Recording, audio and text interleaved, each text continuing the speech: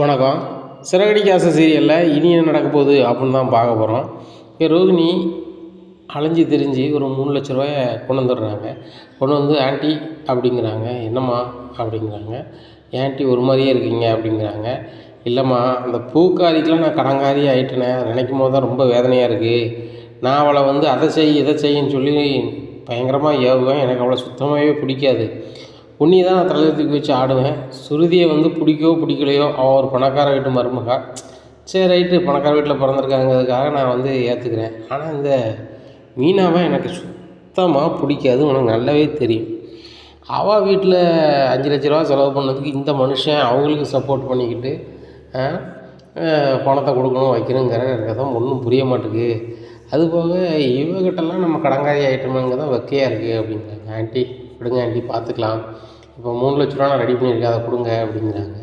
ரோகிணி, உண்மையிலே என் மானத்தை நீந்தாம்மா காப்பாற்றுறேன், நீந்தாம்மா என் மருமக, 3,00,000 ரெடி பண்ணிட்டியாம்மா அப்படிங்கிறாங்க. டேய் மனோஜ் அப்படிங்கிறாங்க. அம்மா அப்படின்னு சொல்லிட்டு ஹாலில் இருந்து வராங்க. என்னம்மா என்ன ரோகிணி நீங்களும் பேசிகிட்டு இருக்கீங்க அப்படிங்கிறாங்க. டேய், உன் பொண்டாட்டி தாண்டா என் மானத்தை காப்பாற்றுறதுக்கு வந்த மருமகா. நீ என் பையனாக இருக்க, லட்சக்கணக்கில் வருமானம் வருதுங்கிற, ஆனால் அம்மாவுக்காக நீ ஹெல்ப் பண்ணலடா அப்படிங்கிறாங்க. ஏம்மா, நான் இப்போ தான் பிஸ்னஸுக்கு எல்லாம் ரெடி பண்ணிகிட்ருக்கேன்.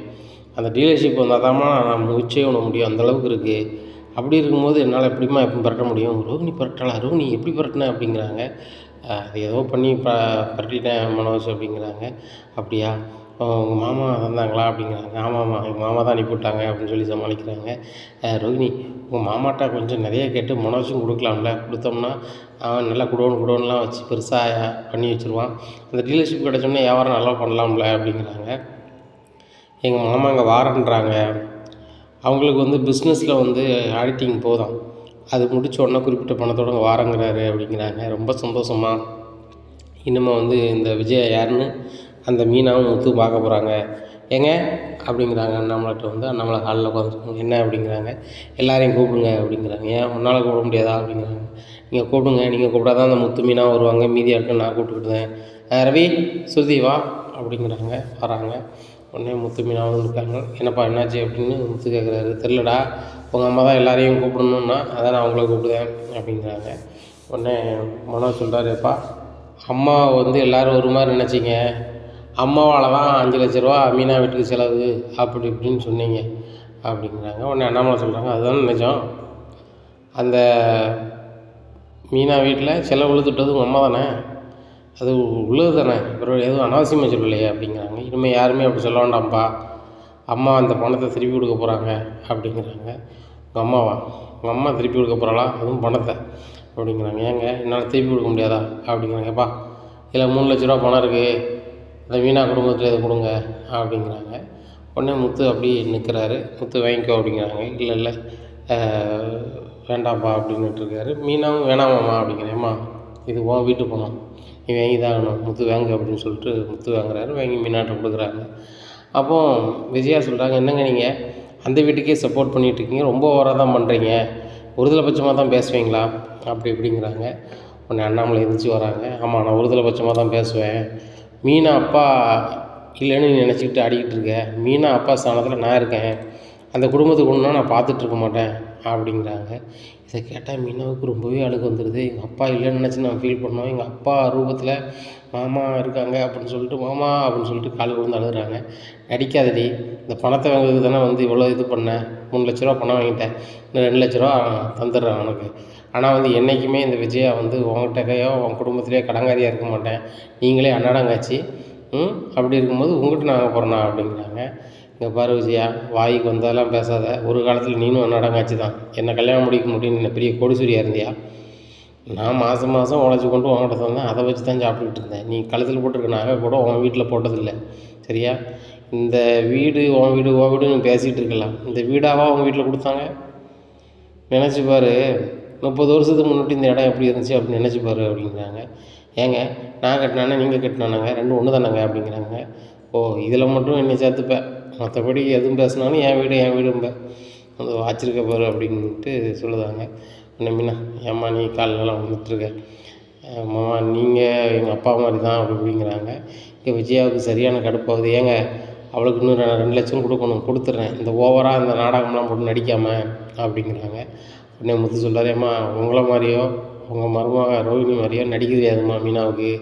மீனா மனசில் ஒன்றும் வெளியே ஒன்றும் பேச மாட்டா, உள்ளதை மட்டும் தான் பேசுவா அப்படிங்கிறாங்க. முத்து தேவையில்லாமல் என்னையே எதுக்கு இருக்கிறீங்க அப்படிங்கிறாங்க. அதனடா என் பொண்டாட்டி நான் சாதாரணப்பட்டவன் நினச்சியா, மிகப்பெரிய கோடீஸ்வரிடா. இப்போ பணம் அம்மா கொடுக்கணும்னு சொன்னோன்னா ஒரு ஃபோன் பண்ணணும் உடனே பணம் போட்டு விட்டாங்க. எத்தனை லட்சம்னாலும் அவங்க போட தயாராக இருப்பாங்க. அவங்க சாதாரணப்பட்ட ஆள் கிடையாது அப்படிங்கிறாங்க. ஆமாடா உனக்கு அவங்களுக்கு நல்லாவே தெரியும் அப்படிங்கிறாங்க. எனக்கு தெரியாட்டிலும் ரோஹிணி செய்த செய்கள்லாம் எனக்கு தெரியும் அப்படிங்கிறாங்க. முதல்ல உனக்கு மாமனார் இருக்காரா, அவங்களுக்கு சொந்த பந்தம் அங்கே மலேசியாவில் இருக்காங்களான்னு உங்களுக்கு தெரிஞ்சுட்டு பேசிட்டா மனோஜ் அப்படிங்கிறாங்க. தெரியாமல் ஏன்டா பணம் வருது, எனக்கு எல்லாம் தெரியும் அப்படிங்கிறாங்க. அதானே அறிவாளி வந்து எல்லாத்தையும் தெரிஞ்சுக்கிட்டு பேசுவான். ஒன்றை மாதிரி அரை எல்லாம் தெரியாட்டிலும் தெரியும் அப்படின்ற மாதிரி பேசுவான். நீ அரை அப்படி தான் பேசுவேன் அப்படிங்கிறாங்க. யார் அரை அப்படி இப்படின்ட்டு இருக்காங்க. அவன் என்ன சொல்லிட்டாங்க, முத்து நிப்பாட்டு, அவன் மனோஜ் எல்லாம் தெரிஞ்ச மாதிரி தான் பேசுவான். அதுபோக தான் வந்து இந்த வீட்டிலே பெரிய ஆள், நான் பெரிய பிஸ்னஸ்மேன் அப்படின்னு சொல்லிக்கிட்டு இருப்பான். அவன் ஏன்டா வீணாக இது பண்ணிகிட்ருக்க, அவனுக்கு வந்து வேலை அங்கே போனாலும் வேலை இல்லை, உனக்கு வண்டிக்கு போகணும், வண்டிக்கு கிளம்பு அப்படிங்கிறாங்க. ஏங்க இந்த முத்தும் மனோஜும் ஒன்றாங்க. மனோஜ் கடையில் லட்சக்கணக்கில் வியாபாரம் ஆகக்கூடிய சூழ்நிலை இருக்குங்க. ஆனால் வந்து முத்து இதில் அப்படி இல்லை, 200க்கும் 300க்கும் காரை ஓட்டணும் அப்படிங்கிறாங்க. இங்கே பாரு, அவன் 200 ஓட்டுறான், 300 ஓட்டுறான், அவனை சார்ந்தது. அதை வச்சு அவன் குடும்பத்தை அவன் பார்க்குறான். யார்கிட்டையும் கடங்காவல் வாங்கலை, பொய் சொல்லலை, யார் பணத்தையும் அபகரிக்க நினைக்கல. ஏன்னா இந்த தனமும் முத்துட்ட கிடையாது. ஆனால் அதே இது மனோஜிட்ட அப்படிங்கிறாங்க. மனோஜால் ஒன்றுமே பேச முடியல. எதை செஞ்சிட்டாலும் அடுத்தவங்க மேலே பழி தூக்கி போடுறது, இப்படி எல்லா வேலையும் பார்க்குறது மனோஜும் நீயும் தானே அப்படிங்கிறாங்க. விஜயா அப்படி அமைதியாக இருக்காங்க. மீனா வேலையை பாருமா முத்து, நீ வேலையை பாரு அப்படிங்கிறாங்க. ரோஹிணி சுருதி எல்லாருமே கிளம்பி போகிறாங்க. அப்போ சுருதி ரவிகிட்ட கேட்குறாங்க, என்னது ரவி, ஏதோ பொடி வச்சு உங்கள் அப்பா பேசுகிறாரு, மனோஜும் அம்மாவும் என்ன தப்பு செஞ்சாங்க, அந்த தப்புக்கு முத்து என்ன தண்டனை அனுபவிச்சார் சொல்லேன் அப்படிங்கிறாங்க. உடனே இல்லை, அதை நீ வந்து முத்துட்டையோ உடனே எங்கள் அப்பாட்டையே கேட்டு தெரிஞ்சுக்க, நான் சொன்னால் எனக்கு ரொம்ப சங்கடமாக தெரியும், வேண்டாம் அப்படிங்கிறாங்க. ரவி என்ன தான் நடக்குது, மீனாவுக்கும் அப்படி விட தெரியாமல் இருக்காங்க, நானும் விட தெரியாமல் இருக்கேன், அது தெரிஞ்சால் எங்களுக்கு கொஞ்சம் நல்லா இருக்குல்ல அப்படிங்கிறாங்க. வேண்டாம், என்றைக்குமே தெரிய வேண்டாம், அந்த உண்மையான விஷயம் தெரிஞ்சுட்டா எங்கள் அம்மா மேலேயும் மனோஜ் மேலேயும் சுத்தமாக உனக்கு மரியாதை இல்லாமல் போயிடும் அப்படிங்கிறாங்க. இப்போ மட்டும் எனக்கு மரியாதை இருக்குதுன்னு நினச்சிட்ருக்கியா அப்படிங்கிறாங்க. ஏன் சுருதி இப்படி பேசுகிற அப்படிங்கிற பிறகு அந்த மீனா கஷ்டப்பட்ட வீட்டிலேருந்து வந்தாங்கங்கிறது நல்லாவே தெரியும் ஆன்ட்டிக்கு. இதை சொல்லி காமிக்கிறது மூலமாக ஆன்ட்டி என்னத்தை பெரிய சந்தோஷத்தை அடைய போகிறாங்க. அவங்க குறைஞ்சவங்க அப்படின்னா இவங்க கூடவங்களா? மீனா வந்து மனசில் உயர்ந்தவங்க தானே. இவ்வளோ பேர் என்ன பேசினாலும் சரி தான், இப்போ நம்மளாக இருந்தாலும் சரி தான், யாராக இருந்தாலும் என்ன பேசினாலும் அவங்களுக்கு பிடிக்கலையோ சமைச்சு வச்சிடுறாங்க. அவ்வளோ பேருக்கும் இந்த வீட்டை சுத்தம் பண்ணுறதே மிகப்பெரிய கஷ்டம். வீடு மாடியிலேருந்து தூத்து கீழே வரைக்கும் போட்டிக்கு வரைக்கும் தூக்கணும், தூத்து அந்த தெரு வரைக்கும் தூக்கணும். அதையும் மீனாக தான் தூக்குறாங்க, கோலம் போடுறாங்க, அவ்வளோ பேர் துணிமணியை சோப்பு போடுறாங்க. இதெல்லாம் சாதாரண விஷயமே கிடையாது. இப்போ நம்ம துணிமணியை நம்ம சோப்பு போடுறதுக்கே ரொம்ப கஷ்டங்கிறோம், அவ்வளோ பேர் துணிமணியை சோப்பு போடுறது வைக்கிறது ரொம்ப கஷ்டம். இதில் மீனா வந்து பூ வியாபாரமும் பண்ணிக்கிறாங்க, முத்துக்கும் ஹெல்ப் பண்ணிக்கிறாங்க. இப்போ புதுசாக டெக்கரேஷன், இந்த மேரேஜ் டெக்கரேஷன் இந்த மாதிரிலாம் எடுத்து பண்ணுறாங்க. இதுக்கெல்லாம் பண்ணதுக்கு உண்மையிலே நல்ல மனசு வேணும், சாதாரண இது கிடையாது.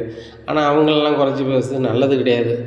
யாரோட மனசும் எரிஞ்சால் நம்ம நல்லா இருக்க மாட்டோம்னு சொல்லுவாங்க, வயிற்றுச்சல் பிடிக்கி வச்சா நல்லா இருக்காதுன்னு நினைப்பாங்க.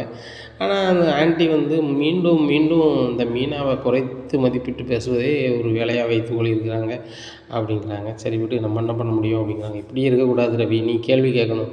இந்த வீட்டில் நீ சின்ன பையனாக இருந்தாலுமே ஒரு கல்யாணம் முடிஞ்ச ஒரு சம்சாரி வந்து வீட்டில் ஒரு நடக்கக்கூடிய அநீதிகளை என்ன செய்யணும், நம்ம கேட்க வேணும். அப்படி ஒரு தவறுகள் நடந்தால் வெட்ட வெளிச்சமாக்க வேணும், அது நம்ம கடமையாக இருக்குது, அதை புரிஞ்சுக்கோ அப்படிங்கிறாங்க. சுதிங்க பாரு, அப்பா இந்த கதையை பேசி முடிச்சிட்டாங்க. அம்மா வந்து மீனா நீ வீட்டுக்கு 5 லட்ச ரூபா கொடுக்கணும், இப்போ 3 லட்ச ரூபா கொடுத்தாங்க, 2 லட்ச ரூபா கொடுக்க போகிறாங்க. பார்வதி ஆண்டி தான் வந்து அந்த பணம் காணாமல் போல் கிடச்சிதுன்னு சொல்லிட்டாங்களே அப்படிங்கிறாங்க. அவங்க என்னமோ ஃபோன் பண்ணி சொன்னாங்க தான், இது எல்லாமே சொல்லி வச்சு நடக்குது மாதிரி இல்லை. பணம் இங்கே 3 லட்ச ரூபாய் கொடுக்குறாங்க, அங்கே கிடைக்கிது மாதிரி சொல்கிறாங்க. அப்போது எல்லாமே பொய்யா தானே இருக்குது, மீனா மேலே குற்றம் சுமத்திடக்கூடாதுல்ல. அப்போ இந்த ஆன்ட்டி எதை வந்து ஆதாரத்தை வச்சு சொன்னாங்க சொல்லுங்கள் அப்படிங்கிறாங்க. விடு, நான் ஆன்ட்டிகிட்ட கேட்க தான் போகிறேன். ஆன்ட்டி எப்படி நீங்கள் வந்து இப்படி பண்ணலாம், எனக்கு வந்து எல்லோரும் இருக்கும்போது நான் கேட்கன்னு நினச்சேன், நீ என் காலை வந்து மிதிச்சோடனே சரி ரைட்டு நம்ம அடக்கி அசிவாசி பண்ணி விட்டேன், ஆனால் ஆன்ட்டிகிட்ட நான் கேட்க விட மாட்டேன் அப்படின்னு சொல்லிட்டு நேராக விஜயா ரூம் போகிறாங்க. ஆன்ட்டி அப்படிங்கிறாங்க. என்னம்மா அப்படிங்கிறாங்க. உங்களுக்கு கொஞ்சமாவது அறிவு இருக்கா அப்படிங்கிறாங்க. இங்கே ரோஹிணியும் மனோஜும் திருதுன்னு முடிக்கணும், கொஞ்சமாவது அறிவு இருக்கான்னு கேட்காங்களே அப்படின்னு சொல்லிட்டு, இன்னும் என்னம்மா எப்படி பேசுகிறேன் அப்படின்னா, பிறவன் ஆண்டி மீனாவை எதை வச்சு நீங்கள் பணம் எடுத்தாங்கன்னு சொன்னீங்க? இப்போ பணம் தொலையலை, பணம் இருக்குது அப்படின்னு சொல்லி பார்வதி ஆண்டி சொல்லிட்டாங்க. அப்படி தானே? அப்படி சொல்லிட்டாங்க. இப்போ வந்து நீங்கள் வந்து சொன்னதை வந்து நான் பேசினது சாரின்னு கூட நீங்கள் கேட்கல. நீங்கள் செலவழித்து அமௌண்ட்டை மட்டும் கொடுக்குறீங்க. இது எந்த விதத்தில் நியாயம்? மீனாவுக்கு ஒன்றுனா கேட்க ஆள் இல்லை அப்படின்னு நினச்சிக்கிட்டு இப்போ இது பண்ணிகிட்டு இருக்காதீங்க. இனிமேல் மீனாவுக்கு ஏதாவது ஒரு அநீதி நடந்தால் கேட்குத ஆள் நானாக தான் இருப்பேன். சரிங்களா? ஒன்று பேசுனீங்கன்னா கண்டிப்பாக ஆதாரம் இருக்கணும். ஆதாரம் இல்லாமல் பேசுனீங்கன்னா அவ்வளோதான் அப்படிங்கிறாங்க. என்னம்மா ஒரு மாமியார்னு மரியாதை இல்லாமல் கூட இப்படி பேசுகிறீங்க அப்படிங்கிறாங்க. ஸ்ருதியை பார்த்து விஜயா கேட்குறாங்க. ஆமாம் ஆண்டி, நீங்கள் மாமியார் அப்படிங்கிறதுக்காக மருமகளை என்னன்னாலும் எந்த லெவலுக்குனாலும் இறங்கி பேசலாமா? மீனாவை நீங்கள் அப்படி பேசுவீங்க? திருடி கலவினான்ட்டா அப்படி இப்படின்னு சொல்லி எப்படி இது பண்ணுவீங்க? அந்த குடும்பத்துலேருந்து வந்தான். ஏன் ஒரு குடும்பத்துலேருந்து ஒரு மாதிரி இருந்துச்சுன்னா அந்த குடும்பத்துலேருந்து வந்து ஒருத்தவங்க நல்லவங்களாக இருக்கக்கூடாதா? எங்கள் அப்பாவுமே இதே தவிர தான் செஞ்சார். எங்கள் அப்பாவோ எங்கள் அம்மாவோ யாரோ ஆதாரம் இருந்தால் பேசணும், இல்லைன்னா பேசக்கூடாது. ஆண்டி இன்னும் இது ஃபஸ்ட் அண்ட் லாஸ்ட்டாக வச்சுக்கோங்க. உங்களுக்கெல்லாம் வந்து மீனா சமைச்சு தராங்க, துணிமணி சோப்பு போடுறாங்க, நீங்கள் சொகுசாக இருந்துக்கிட்டு நீங்கள் வந்து நடன பிள்ளைக்கு சாப்பாடு கொண்டு வாங்கன்னு சொல்கிறீங்க, கொண்டு வராங்க. அதில் 1000 குறை சொல்லிக்கிறீங்க. ஏன் உங்களுக்கு செஞ்சுருந்துட்டு அவங்க குறையும் கேட்கணுமா? அதுனா உங்களுக்கு தலையெழுத்து கிடையாது. முத்தும் எவ்வளவோ சொல்கிறாரு, நீங்கள் சமைக்க வேண்டாம் மீனா, வீட்டில் எல்லோரும் சேர்ந்து சமைப்பாங்க அப்படின்னு சொல்லிட்டு. ஆனாலும் அதை ஒரு பொருட்படுத்தாமல் எல்லோரும் அவங்கவுங்க வேலையை பார்க்குறாங்க. நம்ம அதை பார்க்கறதுல ஒன்றும் சிரமம் இல்லைன்னு சொல்லி மீனா பார்க்குறாங்க. நம்மளுக்கு வந்து அவங்கள பாராட்ட வேண்டாம், ஆனால் அதே நேரத்தில் விமர்சிக்காமல் குறை சொல்லாமல் இருக்கலாம். ஸ்ருதியும் மீனாவும் நம்ம வேறு கிடையாது. நீங்கள் மீனாவை பேசி பாருங்கள், தெரியும். முத்து சொல்லியிருக்காரு, மீனா குடும்பத்தில் யாராவது பேசினா அவ்வளோதான்னு சொல்லிட்டு. இனிமேல் நான் சொல்கிறேன், எங்கள் அக்கா மீனாவை பேசி பாருங்கள், அதுக்கப்புறம் தெரியும். ரோஹிணி, உங்களுக்கும் சேர்த்து தான் சொல்கிறேன். நீங்கள் பணக்காரியாக இருங்க, என்னம்மா இருந்துட்டு போங்க, அது தேவையில்லை. இந்த வீட்டில் நீங்கள் ஒரு சராசரி மருமகம், நானும் ஒரு சராசரி மருமகம், மீனாக்காலும் ஒரு சராசரி மருமகம். மீனாக்கால நீங்களோ யாரோ பேசுகிற மாதிரி இருந்துச்சு, என் காதுக்கு கேட்டுச்சுன்னு அவ்வளோதான் அப்படின்னு சொல்லி சபதம் போட்டு போகிறாங்க. இங்கே அரண்டு போய் நிற்காங்க விஜயா. விஜயா அரண்டு போய் நிற்கிறத பார்த்து, என்ன ஆண்டி இப்படி சுருதி பேசிட்டு போகிறாங்க அப்படிங்கிறான். ஆமாம்மா, ரொம்ப துமுறு தான் பேசுகிறா. முதல்ல மீனாவை இந்த வீட்டை விட்டு அனுப்புகிறோமோ அனுப்பலையோ, அந்த சுருதியை இந்த வீட்டை விட்டு அனுப்பணும் அப்படிங்கிறாங்க. நேராக மனோஜ் சொல்கிறாரு, ஏம்மா அவள் பணக்கார மருமோ, அவளையம்மா அனுப்பணும் அப்படிங்கிறாங்க. டேய், அவள் பணக்காரையாக இருந்தாலும் அவள் வீட்டிலடா, ஒரு மாமியாருக்கு மரியாதை கொடுக்காம அவள் பாட்டில் பேசிகிட்டு இருக்கா. இதெல்லாம் யார் பேச வச்சுருப்பான்னு நினைக்க? அந்த மீனா தான். மீனா இல்லாத பொல்லாதெல்லாம் ஒரு ஃபோன் பண்ணி சொல்லியிருப்பா. மொட்டை மாடிக்கு போனால ஃபோன் பண்ணி சொல்லியிருப்பா. ராசாத்தி வந்து என்கிட்ட பேசிக்கிட்டு இருக்கா. எல்லாமே ஒரு அளவு தான் அப்படிங்கிறாங்க. அங்கே மீனா நைட்டு போட்ட துணியெல்லாம் எடுத்து மடித்து வச்சுட்டு அவங்க பூயை வரதுக்கு கிளம்பிட்டு இருக்காங்க. அப்போ விஜயா வராங்க. என்ன சுதிட்டு எல்லாமே போட்டு கொடுத்து என்கிட்ட செண்டெழுத்துட பார்க்கியா, என் மருமகளுக்கும் எனக்கும் செண்டெழுத்துட பார்க்கியா அப்படிங்கிறாங்க. அத்தை, யாரையுமே நான் செண்டெழுத்து விடலை அத்தை அப்படி இப்படின்னுட்டு இருக்காங்க. உடனே மீனாவுக்கு ஒரு ஃபோன் வருது. மீனா, நீ கிளம்பிடு, நான் வரேன் அப்படின்னு சொல்லிட்டு முத்து சரிங்க அப்படின்னு சொல்லிட்டு போகிறாங்க. என்னடி, நான் பேசிட்டே இருக்கேன், மாட்டில் போகிறேன் அப்படிங்கிறாங்க. சார் எனக்கு வேலை இருக்குது அப்படிங்கிறாங்க. ஓ, எனக்கு வேலை இல்லைன்னு நினைக்கியா அப்படிங்கிறாங்க. தெரிலத்த அப்படின்னு சொல்லிட்டு அவங்க பாட்டில் புறப்பட்டு வெளில போகிறாங்க. முத்து வராரு. எங்கே போகிறோம் அப்படிங்கிறாங்க. மீனா, எங்கள் அப்பா வந்து பணத்தை வாங்கிட்டார், 3 லட்ச ரூபா, இதை கொண்டு உங்கள் வீட்டில் கொடுத்துருவோம் வா அப்படின்னு சொல்லிட்டு நேராக போகிறாங்க. அங்கே சீதா அம்மா கடைக்கு புறப்பட்டுக்கிட்டு இருக்காங்க. சீதாவும் வேலைக்கு கிளம்பிட்டு இருக்காங்க. சத்யாவும் வந்து பார்ட் டைம் வேலைக்கு கிளம்பிட்டுருக்காரு. அத்தை, இதில் ஒரு 3 லட்ச ரூபா இருக்குது அப்படிங்கிறாங்க. மறுமணம் இது என்ன பணம் அப்படிங்கிறாங்க. இது வந்து சத்யா கேஸை வாபஸ் வாங்கிறதுக்கு நீங்கள் ஒரு 5 லட்ச ரூபா செலவு பண்ணிங்களா, அந்த பணத்தை எங்கள் அப்பா வந்து கொடுக்கணும்னு சொல்லிட்டாங்க எங்கள் அம்மாட்ட, எங்கள் அம்மா ரெடி பண்ணி தந்தது அப்படிங்கிறாங்க. மருமகனே, சத்யா தப்பு பண்ணியிருந்தான், அதனால் நம்ம செலவு பண்ணோம், உங்கள் அம்மாட்ட வாங்கி தரது நியாயம் இல்லை மருமகனே அப்படிங்கிறாங்க. இல்லைத்த, எங்கள் அப்பா சொன்னால் வாக்கு மாறாது, எங்கள் அப்பா வந்து எங்கள் அம்மாவை செலவழித்து விட்டாங்கன்னு சொல்லி வாங்கி தராங்க, இதை வாங்கிக்கிட்டுங்க அப்படிங்கிறாங்க. இல்லை மருமகனே, எனக்கு வாங்க மனசு வராது.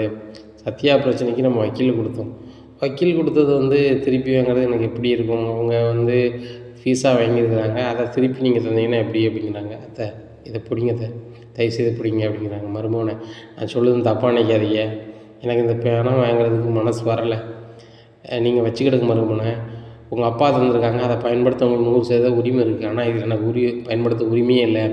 என் பையன் தப்பு பண்ணியிருந்தான், அதை நீங்கள் காப்பாற்றி விட்டீங்க, அது மிகப்பெரிய விஷயம். ஆனால் இந்த பணத்தை வந்து நம்ம இது கொள்வதற்கு எனக்கு எவ்வித உரிமையும் இல்லை மருமகனே, தயவுசெய்து தப்பாக நினச்சிக்காதீங்க அப்படிங்கிறாங்க. அத்தை, இது சீதாவுக்கு நகைக்கோ கல்யாணத்துக்கு எதுக்கோ ஆகும் தான் அப்படிங்கிறாங்க. அதெல்லாம் ஒன்றுமே இல்லை மருமகனே, நீங்கள் கண்டிப்பாக நல்லா இருந்தீங்கன்னா மீனாவுக்கு எப்படி பார்த்துக்கிறீங்களோ அதே மாதிரி சீதாவையும் நீங்கள் நல்லா பார்த்துப்பீங்க, நல்லா செய்வீங்கன்னு நம்பிக்கை இருக்குது. இந்த பணத்தை நீங்கள் வைத்துக்கொள்ளுங்கள். இதை வைத்துக்கொண்டு உங்களுடைய தேவைகளை பூர்த்தி பண்ணுங்கள் மருமகனே. தயவுசெய்து எனக்கு வேண்டாம், இல்லைன்னா சம்மந்திட்ட கொடுத்துருங்க அப்படிங்கிறாங்க. அத்தை, இந்த பணம் ஒன்றும்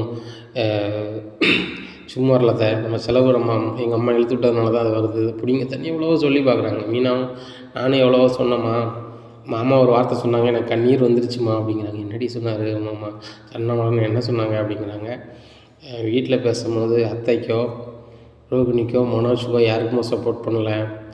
மாமா வந்து சொன்ன ஒரு வார்த்தை, மீனா அப்பா இல்லைன்னு நினைக்காதீங்க, மீனா அப்பா சமயத்தில் நான் இருப்பேன், மீனா வீட்டுக்கு சப்போர்ட்டாக தான் பேசுவேன் அப்படின்னு சொன்னாங்க. எனக்கு கண்ணீர் வந்துருச்சுமா அப்படிங்கிறாங்க.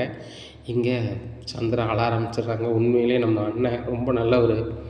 அவரு இருக்க வீட்டில் வந்து நான் பொண்ணு கொடுக்க நினச்சது பெருமையாக நினச்சி தான் கொடுத்தேன். ஆனால் இப்படி ஒரு மாப்பிள்ளை, அப்படி ஒரு அண்ணன் கிடைக்க நான் ரொம்பவே கொடுத்து வச்சுருக்கணும். ஏங்க நீங்கள் இல்லாத அந்த குறைய வந்து அவர் நீக்கிறாரு அப்படின்னு சொல்லிட்டு ரொம்பவே அழுகிறாங்க. நான் தான் ஏன் தான் அழுறீங்க, பிடிங்க தான் அந்த பணத்தை அப்படிங்கிறாங்க. மருமகனை, நான் சொல்கிறது தப்பான வச்சுக்காதீங்க, இந்த பணத்தை உங்கள் அம்மா அதில் சீதனமாக வச்சு நீங்கள் ஏதாவது ஒரு கதையில் பயன்படுத்துங்க. நான் சொல்கிறது தப்பாக நினச்சிக்காதீங்க, உங்கள் அம்மா அந்த வீட்டில் நீங்களும் மீனாவும் இருக்கக்கூடாது அப்படின்னு சொல்லி பேசுகிறாங்க. எங்கள் அண்ணன் அண்ணாமலை இருக்க வீட்டில் தான் நீங்கள் இருக்கணும். அவர் கடைசி காலத்து வரைக்கும் நீ அந்த வீட்டில் இருக்கணும். அவர் ரொம்ப நல்லா இருக்கணும், நீண்ட காலம் இருக்கணும்னா மீனா சமைச்சு கொடுக்கணும். நீங்கள் 2 பேரும் அந்த வீட்டில் இருந்தால் தான் அண்ணன் மன நிம்மதியாக இருப்பாங்க. அப்படி இருக்கும்போது நீங்கள் அந்த வீட்டில் இருந்தால் தான் சரி வரும். இந்த பணத்தை மாடியில் ரூம் கட்டுறதுக்கு வச்சுக்கோங்க மருமகனை. அங்கே உங்களுக்கு ஒரு 4 லட்ச ரூபா தேவைப்படுதுன்னு சொல்கிறீங்க. இது ஒரு 3 லட்ச ரூபா வச்சுக்கிட்டீங்கன்னா இன்னொரு 1 லட்ச ரூபா பரட்டினீங்கன்னா வந்துடும் அப்படிங்கிறாங்க. அத்தை, இன்னும் 2 லட்ச ரூபா வந்துடும் அப்படிங்கிறாங்க மருமகனை. அதையும் வாங்கி சூப்பராக ரூம் கட்டுங்க. நீங்கள் பால் காப்பி கூப்பிடுங்க கூப்பிடுங்க மருமகனை, நான் வரேன் அப்படிங்கிறாங்க. என்னத்தை எப்படி சொல்கிறீங்க அப்படிங்கிறாங்க. மீனா, நீனு சொல்லுவோம் மாப்பிள்ளட்டா அப்படிங்கிறாங்க. இல்லைம்மா, சீதாவுக்கு ஏதாவது வகையில் ஆகும்ல அப்படிங்கிறாங்க. இங்கே பாரு மீனா, சத்தியமாக போய் வேலைக்கு போகிறான், படித்து முடிச்சுன்னா அவனும் சும்மா இருக்க போகிறதில்ல, நானும் சும்மா இருக்க போகிறதில்ல. 3 பேர் வந்து நல்ல சின்சியராக வேலை பார்த்து அவளுக்கு முடிஞ்ச அளவு நிறைய சேர்ப்போம். நீங்களும் அக்காங்கிறது முறைக்கு உங்கள் முறையை நீ செய்வேன், அது போதுமானது. ஏன்னா இந்த பணத்தை வச்சுக்கோ, மாமியார் கொடுக்குற சீதனத்தை வச்சுக்கிட்டா அது ரொம்பவே பல மடங்கு பெருகுன்னு சொல்லுவாங்க பெரியவங்க. ஏன்னா அதனால் இந்த பணத்தை வச்சு நீங்கள் மாடியில் ரூம் கட்டுறதுக்கு வழியை பாருங்கள், சீக்கிரம் ரூம் கட்டுங்க அப்படிங்கிறாங்க. என்னம்மா நீ, நான் உங்கள்கிட்ட பணம் தரலான்னு பார்த்தா நீ எங்களுக்கு பணம் தர அப்படிங்கிறாங்க. யார் கொடுத்தானே சீதா அப்படிங்கிறாங்க. வாங்கத்த, உங்களை நான் கடையில் விட்டு போகிறேன் அப்படின்னு சொல்லிட்டு சீதாவையும் ஏற்றிக்கிட்டு நேராக காரில் போகிறாங்க. சீதாவை கொண்டு ஹாஸ்பிட்டலில் விடலாங்க. சரி வேலை பாருங்க அப்படின்னு சொல்லிட்டு அங்கே கடையில் விட்டாங்க. அதான் எது வாங்கணுமா தான் அப்படிங்கிறாங்க. மறுமணம் எல்லாம் வாங்கியாச்சு அப்படிங்கிறாங்க. அம்மா போயிட்டு வரோம் அப்படின்னு சொல்லிட்டு வீட்டுக்கு போகிறாங்க. அங்கே அண்ணாமலை ஹாலில் உட்காந்து பேப்பர் பார்த்துட்ருக்காங்க. என்ன மீனா, முத்து 2 பேரும் எங்கே போய்ட்டு வரீங்க அப்படிங்கிறாங்க. இல்லைப்பா, அந்த பணத்தை கொண்டு அத்தைட்ட கொடுக்க போனேன், அத்தை வாங்கலை, நீங்களே வச்சுக்கிடுங்கன்னு சொல்கிறாங்க. ஏன் கோவத்தை எதுவும் போட்டாங்களா அப்படிங்கிறாங்க. இல்லைப்பா, சத்யாவை கதையை தீர்க்கிறதுக்கு வக்கீலுக்கு கொடுத்தது, இதை வந்து நான் வாங்கிக்கிறதுக்கு முறையாக இருக்காது. சத்யாவையே காப்பாற்றி விட்டுருக்கீங்க, ஆனால் அண்ணன் வாங்கி அந்த பணத்தை வாங்க எனக்கு மனம் ஒப்பலை. அவங்க பையனா அவங்க மருமகளாக பயன்படுத்த உங்களுக்கு உரிமை இருக்குது, எனக்கு உரிமை இல்லைன்னு சொல்லி தந்துட்டாங்க. எவ்வளவோ சொல்லி பார்த்தேன் அப்படிங்கிறாங்க. இதாண்டா மீனா அம்மாவோட கௌரவம். அவங்க உண்மையிலே ரொம்ப நல்லவங்க, அடுத்தவங்க பணத்துக்கு ஆசைப்படாதவங்க. ஆனால் அவங்க அம்மா விஜயா அடுத்தவங்க பணத்துக்கு ஆசைப்படுதவோ அவங்கள என்னெல்லாமோ பேசலாம், ஆனால் அவங்க வந்து கெட்டாலும் மேன்மக்கள்ங்கிற அளவுக்கு அவங்க மனநிலை ரொம்ப உயர்ந்து போயிருக்கு. இந்த பணத்தை உனக்கு தந்திருக்காங்க, உண்மையிலே மாமியார் கையில் கொடுத்து வாங்குகிற பணமும் ரொம்ப ஆசீர்வாதமாக இருக்கும் அப்படிங்கிறாங்க. ஆமாப்பா, அவங்க அம்மா அப்படி தான் சொன்னாங்க, மாமியார் தந்த பணம் ரொம்ப ஆசீர்வாதமான பணம், இதை வச்சு ஏதாவது பன்மடங்கு பெருகுன்னு சொன்னாங்க. நீ எங்களை வந்து மாடியில் ரூம் கட்டிக்காங்கன்னு சொல்லி இந்த பணத்தை கொடுக்குறாங்க அப்படிங்கிறாங்க. முத்து பார்த்தியா, இதுதான் அவங்க பெருந்தன்மை மனசு. ஏன்னா இன்னும் 2 லட்ச ரூபாய் கொண்டு சாயந்தரம் வாங்கி தரேன்ருக்கா பார்வதிட்ட, அதையும் வச்சு மாடியில் ரூம் கட்டுறதுக்குள்ள வேலையை பாருங்கள் அப்படிங்கிறாங்க. சரிப்பா அப்படின்னு சொல்லிட்டு, அப்பா அந்த உண்டியல்லே இருக்கட்டும்ப்பா அப்படிங்கிறாங்க. சரிப்பா அப்படிங்கன்னு உண்டியலில் வச்சிடுறாங்க. அப்போ உண்டியில் தான் பணத்தை வைக்கானா அப்படின்னு சொல்லி ரோகிணி இந்த விஷயத்தை தெரிஞ்சுக்கிறாங்க. இப்படியா இருக்குது. இந்த சூழ்நிலையில் ஈவினிங் வராங்க. ஏங்க இன்னும் 2 லட்ச ரூபா கொடுக்கணும்னா அந்த 2 லட்சத்தை பிடிங்க அப்படின்னு சொல்லி கொடுக்காங்க. உடனே மீனா அதை வாங்கிக்காமா அப்படிங்கிறோமா, இருக்கட்டும் அப்படின்னு, இல்லைம்மா வச்சுக்கோ அப்படின்னு சொல்லிட்டு முத்துட்டு மீனாட்டையும் கொடுக்காங்க. இதையும் கொண்டு உண்டியலில் வைக்காங்க. இந்த பணத்தை வந்து ரோகிணி பார்த்துடுறாங்க, இங்கே தான் இருக்கா அப்படின்னு சொல்லிட்டு. இப்படி இருக்கும்போது அங்கே சந்தோஷ் சார் கால் பண்ணி, உங்களுக்கு வந்து டீலர்ஷிப் கொடுக்கணும் அப்படின்னு சொன்னால் நீங்கள் வந்து அந்த டீலர்ஷிப் அறியக்கூடிய ஃபங்க்ஷன் ஒன்று வைக்கணும் அப்படிங்க. சார் ஏற்கனவே வச்சோம்ல சார் அப்படிங்கிறாங்க. நீங்கள் வச்சீங்க தான், இல்லைங்களே, அந்த பார்ட்டி வந்து நீங்கள் அறிமுக கூட்டம் மாதிரி, இது வந்து நீங்கள் தான் என் டீலரு அப்படின்னு சொல்லி நான் வெளிப்படுத்துகிற மாதிரி. அதுக்கு நீங்கள் வந்து ஜம்முன்னு ரெடி பண்ணணும். நீங்கள் எவ்வளோ பெரிய ஹோட்டலில் வச்சிங்களோ அதோட பெரிய ஹோட்டலாக இருக்கணும். நிறைய பேர் கிட்டத்தட்ட ஒரு 1000 1500 பேர் வந்து இருக்கிற மாதிரி இருக்கணும். அவ்வளோ பேரை நானும் கூப்பிட போகிறேன், நீங்களும் கூப்பிடுறதுக்கு லிஸ்ட்டு தர போகிறேன் அப்படிங்கிறாங்க. இதை கேட்டோம்னா சரி சார் அப்படின்னு சொல்லிடுறாரு. ஆனால் பணத்துக்கு என்ன பண்ண போகிறோம் அப்படின்னு சொல்லி ஒன்றும் தெரியாமல் முழிக்காரு. அப்போ கடையில் ரொம்ப சோகமாக உட்காந்துட்ருக்காரு. அப்போ ரோஹிணி வராங்க. வந்து என்ன மனோஜ் ரொம்ப ஒரு மாதிரி இருக்கீங்க அப்படிங்கிறாங்க. ஒன்றும் இல்லை ரோஹிணி, சந்தோஷ் சார் வந்து நம்மளுக்கு டீலர்ஷிப் தரதுக்கு ஆர்டர் தரப்போகிறாராம் அப்படிங்கிறாங்க. மனோஜ் இது சந்தோஷமான செய்தி தானே, இதுக்கு நீங்கள் வருத்தப்பட்டுருக்கீங்க அப்படிங்கிறாங்க. சந்தோஷமான செய்தி தான், அதில் மாற்றிக்கிறதே இல்லை. ஆனாலும் கூட அதை அந்த எடுத்து செய்வதற்கு இந்த இடத்துல பணம் இல்லையே அப்படிங்கிறாங்க. பணம் இல்லையா அப்படிங்கிறாங்க. ஆமாம், எங்கே பணம் இருக்குது, பணம் தான் இல்லையே அப்படிங்கிறாங்க. மனோஜ் சுத்தமாக கிட்ட பணம் இல்லையா அப்படிங்கிறாங்க. ரோஹிணி டீலர்ஷிப் தந்தது எல்லாமே அவங்ககிட்ட அப்போ அப்படி எப்படி தூக்கி கொடுத்தாச்சு. அதில் ஒரு பிரச்சனை வந்துச்சு, அது எல்லாத்தையும் ஓச்சாச்சு. இப்போ எனக்கு மறுபடியும் டீலரே கிடைக்காதுங்கிற சூழ்நிலையில் இருந்துச்சு. வேறு ஆள்கிட்ட கொடுத்துட்டோன்னாங்க. மறுபடியும் அவர் எதோ எடுத்து நடத்தலைன்னு பிறகு மறுபடியும் நம்மகிட்டே வருது. இப்போ ஃபங்க்ஷன் வைக்கிறதுக்கு நம்ம என்ன பண்ண போகிறோம் ஒன்றும் புரியலையே ரோஹிணி அப்படிங்கிறாங்க. மனோஜ் இப்படியான சூழ்நிலைக்கு வந்துட்டீங்களே அப்படிங்கும்போது மனோஜுக்கு ஒரு நினைவு வருது. ரோஹிணி எங்கள் அம்மாவுக்கு ஒரு பிரச்சனைன்னா டவார்னு ஒரு 3 லட்ச ரூபாய் பட்டி கொண்டு கொடுக்க, என்ன எனக்கு ஒரு பிரச்சனைனா ஏன் ரோஹிணி எதுவும் பண்ண மாட்டேற, என்னோட எங்கள் அம்மா தான் உனக்கு முக்கியமா அப்படிங்கிறாங்க. மனோஜ் ஏன் மனோஜ் இப்படி சொல்கிறீங்க, உங்கள் அம்மாவுக்கு இப்போ தான் பட்டி கொடுத்தேன், உங்களுக்கு நான் பிரட்டி பார்க்குறேன். ஆனால் இப்போ இருக்க சூழ்நிலையில் பெறலுமான்னு எனக்கு தெரியல. உங்கள் மாமா தானே பணம் அனுப்புனார், உங்கள் மாமாக்கிட்ட மறுபடியும் கால் பண்ணி ஒரு 10 லட்ச ரூபா மட்டும் போட்டு விட சொல்லுங்கள். அந்த 10 லட்ச ரூபாயில் உள்ள பணத்தை கூட மாமாட்ட ரிட்டர்ன் நான் கொடுத்துட்றேன் வரும்போது அப்படிங்கிறாங்க. மனோஜ் அதுக்கு வாய்ப்பு இல்லை அப்படிங்கிறாங்க. ஏன் நான் கேட்டால் மட்டும் வாய்ப்பு இல்லை இப்படிங்கிறேன். எங்கள் அம்மாவுக்கு உடனே ரெடி பண்ணி கொடுக்குறேன். ஒரு நாள் உங்கள் மாமா ஃபோன் எடுக்க மாட்டாருன்னு சொல்லுவேன். எங்கள் அம்மா கதைக்கு மட்டும் ஃபோன் எடுத்தார். எப்படி ரோஹிணி அப்படிங்கிறாங்க. மனோஜ் நான் எங்கள் மாமாட்ட பேசி பார்க்குறேன், நீ தப்பாக நினைக்காத அப்படிங்கிறாங்க. நீனும் பல வகையில் பணம் ரெடி பண்ணிப்பார் அப்படிங்கிறாங்க. சரி ரோஹிணி கடையில் இன்னும் ஒரு இடம் போய்ட்டு வரேன்னு சொல்லிட்டு நேராக மொட்டை சந்திச்சிட்டு போகிறாங்க பார்க்குக்கு. என்னப்பா இதே அப்படிங்கிறாங்க. வீட்டுக்கு கிளம்பிட்டுருக்கேன் அப்படிங்கிறாங்க. நேரம் ஆகிட்டா அப்படிங்கிற. ஆமாம் ஷூட்டிங் போகிற ஆகிட்டல அப்படிங்கிறாங்க. நீ என்ன பார்க்குக்கு வந்திருக்க ரொம்ப நாளுக்கு அப்புறம் அப்படிங்கிறாங்க. பழைய பாசம் இழுத்துட்டா அப்படிங்கிறாங்க. பழைய பாசம்லாம் இழுக்கலை, எனக்கு ஒரு 10 லட்ச ரூபா தேவைப்படுது வேணும் அப்படிங்கிறாங்க. இங்கே பாரு மனோஜ், 1 லட்ச ரூபா வேணும்னா கேளு, நான் ரெடி பண்ணி தரேன். 10 லட்ச ரூபா கொடுக்குற அளவுக்கு நான் ஆள் இல்லை. நான் மொத்தத்துலேயே ஒரு 15 லட்ச ரூபாய் தான் வட்டி விட்ருக்கேன். அதில் வர வட்டியை வச்சு தானே வேலை பார்க்குற இடத்துல சம்பளம் தராங்கன்னு சொல்லி சீனை போட்டு வீட்டில் கொண்டு கொடுக்க என்கிட்ட வாய்ப்பு இல்லை. ஏன்னா வேறு ஒரு ஆள்கிட்ட வேணால் கேட்போம் வா அப்படின்னு சொல்லிட்டு போகிறாங்க. 2-3 பேர்கிட்ட கேட்டு அலையுதாங்க. ஒன்றும் நடக்கலை. ஒருத்தரும் வந்து கொடுக்க தயாராக இல்லை, சூழ்நிலையும் சரியில்லை அப்படிங்கிறாங்க. அப்போ சந்தோஷ் சொல்கிறாரு, வாய்ப்பு இல்லை மனோஜ், ஒரு 500 ரூபா மட்டும்தான் அப்படிங்கிறாங்க. எதுக்கு அப்படிங்கிறாங்க. இவ்வளோ தூரம் அலைஞ்சிருக்கேன், வீட்டுக்கு போகும்போது சும்மையாக போவேன், அதுக்காக உடல் பயங்கரமாக அடிக்கி, கொஞ்சம் ஒரு டோஸ் போட்டால் தான் சரியாக இருக்கும் அப்படின்னு சொல்லிட்டு ஒரு 500 ரூபாங்கிறாரு. 500 ரூபா வாங்கியிருக்கு, ஆனால் எந்த பிரயோஜனத்தையும் பண்ண மாட்டேங்கி அப்படிங்கிறாங்க. உடனே மொட்டை சந்தோஷ் சொல்கிறாரு, என் பேருக்காரு அந்த டிவி கம்பெனிக்காரர்கிட்ட லைன் அடிச்சு விட்ருக்கேன், கிட்டத்தட்ட அது கோடிக்கணக்கான வருமானத்துக்குரியது. முதல்ல உனக்கு டீலர்ஷிப் வராத மாதிரி இருந்துச்சு, நீ எல்லாம் பண்ண அப்புறம் வராத மாதிரி இருந்துச்சு. அதுக்கப்புறம் பல கட்ட சூழ்நிலையில் மீண்டும் உங்கள்கிட்ட வருது மாதிரி இருக்குது. அவர் உனக்கு டீலர்ஷிப் தருத மாதிரியான அறிவிப்பு வரப்போகிறது. அதுக்கு தான் நீ ரெடி பண்ணுத. உனக்கு அது எவ்வளோ பெரிய ஆர்டர் பிடிச்சிருந்துருக்கேன், அதுக்கு நீ என்ன செஞ்ச சொல்லு. ஒன்றும் கிடையாது. இந்த 500 ரூபா தரதுக்கு நீ அலறுத. சரி வேணா நான் வச்சுக்கோ அப்படிங்கிறேன். இல்லை இருக்கட்டும் அப்படின்னு கொடுக்குறாரு. ஏன் கொடுக்குறாருன்னா அந்த சந்தோஷத்தை சொல்லி எதுவும் கிடைக்கக்கூடியதை கெடுத்துடக்கூடாது அப்படின்னு சொல்லிட்டு. அப்போ மனோஜ் வந்து ரோஹிணி கால் பண்ணுறாங்க. ரோஹிணி, நான் எங்கெல்லாமோ அலைஞ்சு பார்த்துட்டேன், பணம் கிடைக்கக்கூடிய வாய்ப்பே தெரியலை, என்ன செய்யுதுன்னே தெரியல ரோஹிணி, நீ தான் ஏற்பாடு பண்ணணும். இன்னுமே என்னால் பண்ண முடியாதுன்னு நினைக்கிறேன். நானும் ஒவ்வொருத்தட்டையாக வட்டி கொடுத்தவங்ககிட்ட போய் கேட்டு பார்த்தேன், அவங்க வாய்ப்பு இல்லைங்கிறாங்க. சிலவங்க 2 வாரம் ஆகுங்கிறாங்க. அவர் வேறு ஃபங்க்ஷன் உடனே வைக்க சொல்லிட்டாரு. நான் என்ன பண்ணுன்னு எனக்கு ஒன்றும் புரியலை அப்படிங்கிறாங்க. சரி மனோஜ், இப்போ எவ்வளோ இருந்தால் சமாளிக்கலாம் அப்படிங்கிறாங்க. ரோஹிணி, மொட்டை சந்தோஷம் 1 ரூபா தருவான் சரியா. இப்போ ஒரு ஆள் வந்து சப்டீலர் வேணும்னு சொல்லி கொஞ்சம் பணம் வந்திருக்காரு, அது இருக்குது. எப்படியோ இன்னொரு 3-4 லட்ச ரூபா இருந்துச்சுன்னா சமாளிச்சு கூட ரோஹிணி எப்படியாவது ரெடி பண்ணேன் அப்படிங்கிறாங்க. அப்படியா சொல்கிறேன், சரி ரைட் நான் பார்க்குறேன் அப்படி இப்படின்னு சொல்லிட்டு அங்கங்கே கேட்டு பார்க்காங்க. அப்போது வித்தியாட்ட போகிறாங்க. வித்தியா எப்படியாவது பணம் ரெடி பண்ணி கொடுறி அப்படிங்கிறாங்க. எவ்வளோ பணம் ரெடி பண்ணி கொடுக்கணும் அப்படிங்கிறாங்க. இவ்வளோ பணம் தேவைப்படுது அப்படிங்கிறாங்க. அதுக்கு வாய்ப்பே இல்லைடி, நீ ஏற்கனவே பணம் கேட்டேன்னு சொல்லி தான் என் ஆஃபீஸில் லோன்லாம் போட்டு தந்தேன், அதையே நான் கட்டாமல் முழிச்சிக்கிட்டு இருக்கேன். உனக்கு பேங்க்கில் லோன் போட்டு தந்திருக்கேன், என் சம்பளத்தை உன்கிட்ட தந்துட்டுருக்கேன். ஆத்திர அவசரத்துக்கு எங்கள் அம்மாவுக்கு பணத்தை போட்டு விடுதேன். நான் என்னடி பண்ணுவேன்? நான் உழைச்சி எங்கேயாவது சேர்த்து வச்சுருக்கேனா? எதுவுமே கிடையாது. நான் உழைச்சது எல்லாமே உன்னிடத்துல தான் தந்திருக்கேன். நீ அதை பயன்படுத்தி கொண்டு மீண்டும் பணம் வேணும்னா நான் என்ன செய்வேன்? என்னிடத்துல கேட்காத, என்கிட்ட பணமே இல்லை அப்படிங்கிறாங்க. நீ என் ஃப்ரெண்டாக இருந்து என்னடி இது அப்படிங்கிறாங்க.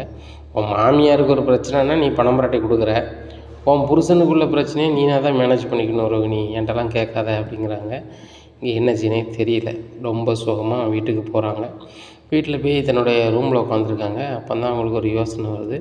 வீட்டில் யாருமே இல்லை. இந்த ஆன்ட்டியோ அங்கிளோ முத்தோ மீனோவோ யாரும் இல்லை. இப்படி இருக்கும்போது நம்ம பேசாமல் அந்த உண்டியில் உள்ள பணத்தை எடுத்துட்டானே, இப்போ அதில் அவங்க பணம் வச்சுருக்குறாங்க. மாடியில் ரூம் கட்டுறதுக்கு எப்படியும் உடனே செய்ய மாட்டாங்க. அவர் ஒரு கான்ட்ராக்டுக்காரனை கூப்பிட்டு பார்ப்பாங்க, வைப்பாங்க. அதெல்லாம் செஞ்சுட்டு எப்படின்னாலும் ஒரு வாரம் கழித்து தான் இது பண்ணுவாங்க. இப்போ மனோஜ் ஃபங்க்ஷன் வைக்க போகிறாருன்னு சொல்லிட்டோம்னா, அதுலேருந்து ஒரு வாரத்துக்கு எதுவுமே செய்ய வேண்டாம்னு சொல்லி நம்ம ஆன்ட்டிகிட்ட சொல்லிடலாம். ஏங்க மனோஜுக்கு ஃபங்க்ஷன் வரப்போகுது, அதனால் எதுவுமே பண்ணக்கூடாதுன்னு ஆன்ட்டின்னு சொல்லிடுவாங்க. அப்போ அதில் ஒரு வாரம் டைம் இருக்குது. அந்த ஒரு வாரத்தில் நம்ம அந்த எடுத்த பணத்தை நைஸாக வச்சிட வேண்டியதானே அப்படின்னு சொல்லி நினைக்காங்க ரோஹிணி. அப்போ சார் ரைட்டு, அங்கிள் ரூமில் தானே இருக்குது அப்படின்னு சொல்லிவிட்டு நேராக அங்கிள் ரூமுக்கு போகிறாங்க. அங்கே போய் இதில் இருக்குது, உண்டியல் தானே இருக்குது அப்படின்னு சொல்லிட்டு உண்டியல் திறந்து பார்க்குறாங்க. முடியலை. எப்படி திறக்கிறது, சாவி எங்கே இருக்கும் அப்படின்னு சொல்லிட்டு நேராக மீனோ பீரோலுக்கு போகிறாங்க. மீனோ பீரோலில் போய் சாவியை தேடுதாங்க. ரொம்ப நேரமாக தேடி பார்க்குறாங்க, கிடைக்கல. ஒரு கட்டத்தில் சாவி எங்கே இருக்கும் அப்படின்னு சொல்லி யோசிக்கும் போது கிச்சனில் வச்சுருப்பாங்களோ அப்படின்னு சொல்லி கிச்சனுக்கு போகிறாங்க. அதே மாதிரி கிச்சனில் அந்த செல்ஃபில் இருக்குது. அதை எடுக்கிறாங்க. அதை எடுத்து போய் அந்த உண்டியலை திறக்கிறாங்க. திறந்து பணத்தை பார்க்குறாங்க. பார்த்தோன்னா பயங்கரமாக சிரிக்கிறாங்க. அப்போ வீட்டு கதவு திறந்துருந்தோன்னே முத்து உள்ளே வந்துடுறாரு. அந்த உண்டியல் பணத்தை கான்ட்ராக்டுக்காரரை கொண்டு கொடுப்போம், அவர் வீட்டு வேலையை ஆரம்பிக்கட்டும் அப்படின்னு சொல்லிட்டு இவர் பணத்தை எடுக்க வராரு. அங்கே உண்டியலை திறந்து பணத்தை எடுத்துக்கிட்டு இருக்காங்க ரோகிணி. இதை டபார்னு பார்த்துட்டு முத்துக்கு ஷாக் ஆகி டபார்னு சொல்லல, ஒரு வீடியோவும் ஃபோட்டோவும் எடுத்துடுறாரு. எடுத்து வச்சுட்டு கதவை அடைச்சிடுறாரு. கதவை அடைக்கும் போது கரெக்டாக விஜயா வராங்க, அண்ணாமலையும் வீட்டுக்குள்ளே வராங்க, சுதி ரவியும் வந்துடுறாங்க, மீனாவும் வந்துடுறாங்க. ஏங்க என்ன செய்கிறீங்க அப்படிங்கிறாங்க. உடனே விஜயா சொல்கிறாங்க, ஏன் ரொம்ப ஏன்டா போட்டுத அப்படிங்கிறாங்க. உள்ளே உண்டியலில் ஒரு ஆள் பணத்தை களவாண்டுக்கிட்டு இருக்கு, அதான் கதவை அடைச்சேன் அப்படிங்கிறாங்க. உடனே மனோஜ் கேட்குறாரு, உள்ளே யார்டா இருக்கா? நம்ம வீட்டில் இருக்க எல்லாருமே இங்கே இருக்கோம், அப்புறம் வீட்டுக்குள்ளே யார் இருக்கா அப்படிங்கிறாங்க. வீட்டம்மா மிகப்பெரிய கோடீஸ்வரி, பார்லர் அம்மா தான் உள்ளே இருக்காங்க அப்படிங்கிறாங்க. உடனே மனோஜ் அவன் ஏன்டா எடுக்க போகிறா? அம்மா ரொம்பக்கு அவள் போயிருப்பா, உடனே அவங்க எடுக்க தான் போயிருக்கான்னு நினச்சிட்டு இருக்கியோ? அதெல்லாம் வாய்ப்பே இல்லை அப்படிங்கிறாங்க. உள்ளே அவள் தான் இருக்கா, பூட்டி வச்சுருக்கேன் அப்படிங்கிறாங்க. இதை கேட்ட விஜயா சொல்கிறாங்க, எங்கள் ரோகிணியை சுத்தமாக மீனாவுக்கோ முத்துக்கோ பிடிக்கலை. அந்த பணக்கார மருமகளை எந்த வகையிலையாவது அசிங்கப்படுத்தணும், அவங்கள வீட்டை விட்டு இங்கே அனுப்பிட்டு இவங்க சந்தோஷமாக இருக்கணும்னு நினைக்காங்க. பாருங்கள், நான் தான் முத்தையும் மீனாயும் வீட்டு விட்டு அனுப்பணும்னு நினைக்க நீங்கள் சொல்கிறீங்க. இப்போ ரோகிணி நம்ம ரூமுக்கு போயிருக்க இதில் என்னங்க தப்பு இருக்குது? அந்த ரூமில் போனவளை இவன் இப்போ பணம் எடுத்துன்னு சொல்லுவானா அப்படி இப்படின்னுட்டு இருக்கும்போது உள்ள சவுண்டு நல்லாவே கேட்குது. கரெக்டாக உண்டியில் பூட்டி அப்படியே இருந்த இடத்துல வச்சிடுறாங்க. வச்சுட்டு நிற்காங்க. அப்போ அண்ணாமலை சொல்கிறேன், கதவு திற முதல்ல அப்படின்னு கதவை திறக்கிறாங்க. உள்ளேருந்து ரோகிணி வராங்க. உடனே ஏம்மா நீ பணம் எடுத்தேன்னு சொல்லி இந்த முத்து சொல்கிறான் அப்படிங்கிறாங்க. ஏன் முத்து, என்ன ஏதாவது ஒரு வகையில் அசிங்கப்படுத்த நினைக்கிங்களா? நான் எதுக்கு எடுக்க போகிறேன் உங்கள் பணத்தை? 5 லட்ச ரூபா எனக்கு ஒரு மேட்ரு கிடையாது இப்படிங்கிறாங்க. உடனே அண்ணாமலை சொல்கிறாங்க, டேய் அவள் அந்த வீட்டு மருமகடா, அவன்கிட்ட எதுவும் சொல்லாத முத்து, நீ தப்பாக கூட நினச்சிருப்ப அப்படிங்கிறாங்க. அப்பா அதெல்லாம் இருக்கட்டும், பழகுறவங்க வாமா அப்படிங்கிறாங்க. என்ன அப்படிங்கிறாங்க, இந்த செல்லில் ஒரு வீடியோவும் ஃபோட்டோ வச்சுருக்கேன், அந்த டிவியில் கனெக்ட் பண்ணுமா அப்படிங்கிறாங்க. போய் கனெக்ட் பண்ணுறாங்க. இதை பாருப்பா அப்படிங்கிறாங்க. அதை பார்க்குறாங்க. இங்கே ரோகிணி அந்த உண்டியில் திறந்து பணத்தை எடுக்கிறாங்க. பணத்தை எடுக்கும்போது சிரிக்கிறாங்க. அதை ஃபோட்டோவும் வருது, வீடியோவும் வருது. இதை பார்த்த மீனா, மாமா என் வீட்டுக்கார் ஃபோட்டோ எடுத்தால் இதை அறத்தோட தான் காமிச்சிருக்கிறாரு, அது போக அந்த உண்டியல் சாவியை நான் இதில் வைக்கலாமாம்மா, கிச்சனில் வச்சுருந்தேன், அங்கேருந்து எடுத்துகிட்டு உங்கள் ரூமில் திறந்து எடுத்துருக்குறாங்க, இது எவ்வளோ பெரிய தப்பு, இதுக்கெலாம் ஆன்ட்டி சப்போர்ட் தான் பண்ணுவாங்களா அப்படிங்கிறாங்க. இதை கேட்ட விஜயாவுக்கு ரொம்பவே கடுப்பாகுது. இந்த பிள்ளை இப்படி செஞ்சுட்ட அப்படின்னு சொல்லிட்டு நம்ம தலை குனிந்த மாதிரி ஆகிட்ட அப்படின்னு சொல்லி முழிக்காங்க. அப்போ சுருதி கேட்குறாங்க, என்ன ரோகிணி, மீனா வீட்டில் அப்படி செஞ்சுட்டாங்க இப்படி செஞ்சுட்டாங்க, களவாணி குடும்பம் அப்படி இப்படின்னு சொன்னீங்க, நீங்கள் எந்த குடும்பம், நீங்கள் ஏன் அப்படி கை வச்சிங்க, நீங்கள் பண்ணது என்ன சேவை மனப்பான்மையிலே செஞ்சீங்க அப்படிங்கிறாங்க. இதை கேட்டால் ரோகிணியெல்லாம் ஒன்றும் பேச முடியல. உடனே மனோஜை பார்த்து கேட்குறாரு, உன் பொண்டாட்டி எதுவுமே செய்யலை அப்படி இப்படின்னு எதுக்கெடுத்தாலும் வாயில் வந்ததெல்லாம் பேசி வைப்பா, இப்போ பேசு, நீ இப்படி பேசுவ அப்படிங்கிறாரு மனோஜை பார்த்து. மனோஜுக்கு வந்துருக்காரு, நீ பண்ணத வேலையை தானே அவளும் பண்ணியிருக்கா அப்படின்னோடனே நீ பாராட்ட தான் செய்வேன் அப்படி தானே அப்படிங்கிறாங்க. மனோஜுக்கு ஒன்றும் பேச முடியல. ரோகிணி பணத்தை ஆட்டையை போட்டது தெரிஞ்சு போச்சு அப்படின்னு சொல்லி முடிச்சுட்ருக்கேன். ரோகிணி ஏன் தெரியுது மாதிரி நீ பண்ண அப்படிங்கிறாங்க. பார்த்தீங்களாப்பா இப்போ கூட ஏன் தெரியுது மாதிரி பண்ண, ஏன் பண்ணணும் அவன் கேட்க மாட்டேறான் பாருங்க அப்படிங்கிறாங்க. டேய் மனோஜ், ரொம்ப வெக்கமாக இருக்கட்டா எனக்கு அப்படிங்கிறாரு அண்ணாமலை. இனி என்ன நடக்கும் அப்படிங்கிறத பொறுத்திருந்து பார்க்கலாம். நம்ம சேனலை நீங்கள் மறக்காமல் லைக் அண்ட் சப்ஸ்கிரைப் பண்ணுங்கள். நன்றி, வணக்கம்.